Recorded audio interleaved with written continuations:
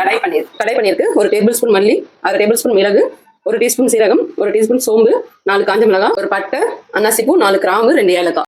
இது எல்லாத்தையும் ஒரு பேன்ல ட்ரை ரோஸ்ட் பண்ணி எடுத்துக்கலாம். ட்ரை ரோஸ்ட் பண்ண பொருட்களை ஃபைன் பவுடரா அரைச்சு எடுத்துக்கலாம். கடாயில 4 டேபிள் ஸ்பூன் எண்ணெய், 1 டீஸ்பூன் மிளகாய் தூள், டீஸ்பூன் உப்பு, கியூப்ஸா கட் பண்ணி வச்சிருக்கேன் ஆனியன், கேப்சிகம், பன்னீர் ஆட் பண்ணி லைட்டா ஃப்ரை பண்ணி எடுத்துக்கலாம். ஃப்ரை பண்ணதை தனியா எடுத்து வச்சுக்கிறேன்.